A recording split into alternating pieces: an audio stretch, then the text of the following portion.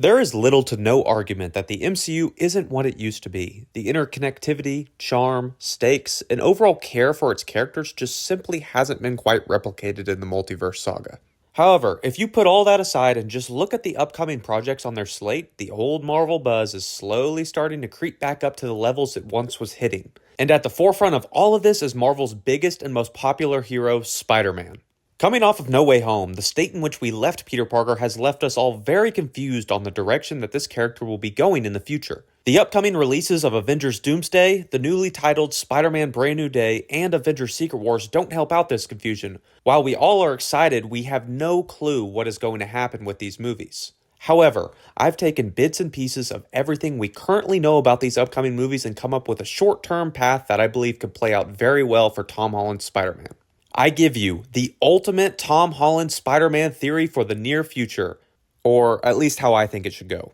Marvel Studios recently made a massive announcement in which it revealed a very large cast for Avengers Doomsday. I spent 5.5 hours of my time watching this reveal, and to my surprise, never saw Tom Holland's name on the back of one of those empty chairs. Before this cast announcement, Spider-Man was one of the few characters we had known of that was almost solidified to appear and play a large role in Doomsday. And following the reveal, it has become known that this is nowhere near the full cast. However, I have almost fully jumped ship and do not want Holland's Spider-Man to appear in Avengers Doomsday. Spider-Man Brand New Day has been placed in the release window in between Doomsday and Secret Wars, and the speculation is that Brand New Day could be taking place during the events of Doomsday, and I am all for that. The last line of the script for No Way Home says, "Peter Parker is no more, but Spider-Man lives on."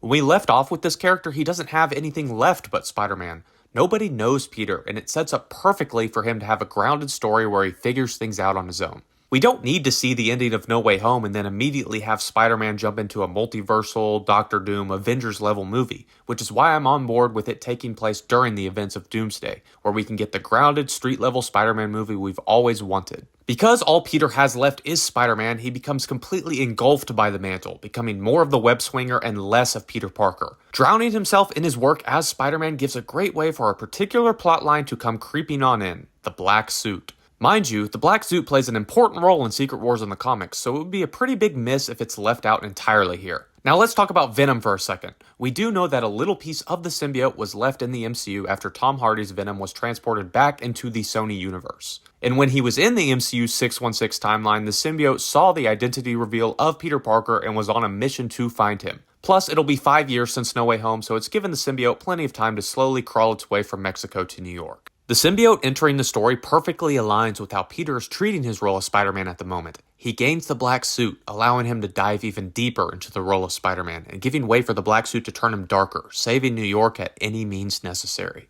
Peter loves his increased strength and abilities given to him from the symbiote, defeats whatever villain is in Brand New Day, and becomes aware of Doomsday and joins the rest of the group for Secret Wars.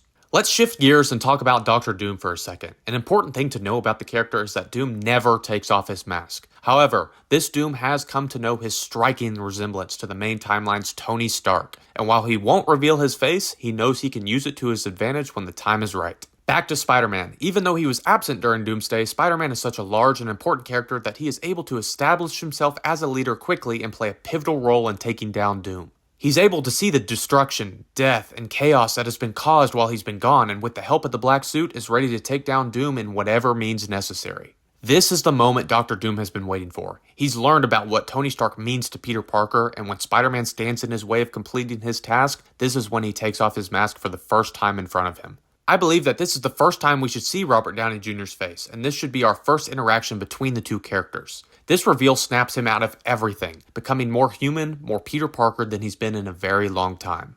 While I don't know how these movies will play out and how the fate of these characters will play out, I think that this could be a great short-term path for Peter Parker and Spider-Man. I believe it would be a little anticlimactic for him to jump into Avengers Doomsday and fight Doom, go back and have his own movie, possibly get the black suit, and then jump right back in for Secret Wars. While we would all love to see as much Spider-Man as possible, I think in terms of justifying the character, we need to give it a little time and let the character progress until he's ready for the ultimate battle. Let me know what you guys think of this theory and any theories you may have. How do you see Spider-Man playing out in the MCU going forward? Make sure to like and subscribe and check out my new podcast where we cover Marvel topics like this and much more each episode. It would be really appreciated. With that being said, thanks for tuning in and I'll see you all next time.